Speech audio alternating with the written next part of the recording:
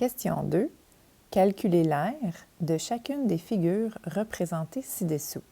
Nous avons un triangle, un rectangle, un trapèze, un losange, un parallélogramme, un disque, un octogone régulier et un autre trapèze. Pour nous aider avec cet exercice, nous utiliserons les principales formules d'aire des figures planes présentées à la page 105. Alors, commençons avec le triangle. La formule d'aire du triangle, c'est base fois hauteur divisé par 2. Donc, on commence premièrement par écrire la formule. L'aire est égal à la base fois la hauteur divisé par 2. Ensuite, on repère sur notre figure les éléments dont on a besoin. Alors, la base du triangle, elle est ici et elle mesure 5,48 décimètres, alors que la hauteur du triangle, c'est celle qui part du sommet et qui arrive à angle droit par rapport à la base. Cette hauteur mesure 3,14 décimètres. Maintenant qu'on les a repérés, on va venir les remplacer dans la formule. Alors, en dessous de B pour base, je vais écrire sa mesure, 5,48, fois, et la hauteur qui est de 3,14, et le tout est divisé par 2. Maintenant, l'ordre des priorités des opérations, c'est de commencer par multiplier ensemble le numérateur et je vais diviser par 2 le résultat. Je vais faire ça d'un seul coup sur ma calculatrice. J'obtiens 8,6036 sur ma calculatrice.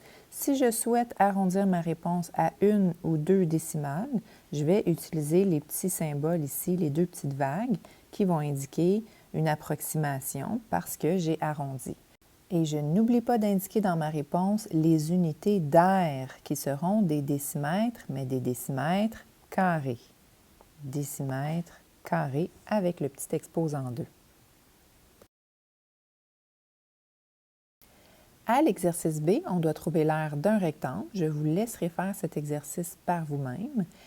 À l'exercice C, nous avons un trapèze. Celui-ci, je le modéliserai. Encore une fois, nous allons commencer par écrire l'aire du trapèze.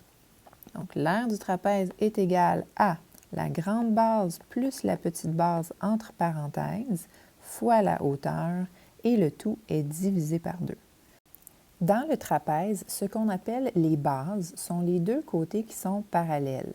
La plus grande des deux, c'est la grande base et l'autre, c'est la petite base. Donc, je vais remplacer dans ma formule la grande base qui mesure 3 plus la petite base qui mesure 2, entre parenthèses, fois la hauteur. La hauteur est à 90 degrés entre les deux bases, donc la hauteur mesure également 2 mm, et le tout est divisé par 2. Maintenant, par la priorité des opérations, on doit d'abord calculer à l'intérieur des parenthèses. 3 plus 2, ça donne 5. 5 sera multiplié par 2 et le tout divisé par 2. Maintenant, on peut calculer mentalement, c'est assez simple. 5 fois 2, ça donne 10. Et 10 divisé par 2, on revient à 5. Donc, la mesure de l'aire du trapèze sera de 5. Quelles sont les unités? Ce sont des unités d'aire. Donc, oui, ce sont des millimètres, mais des millimètres carrés. 5 millimètres carrés.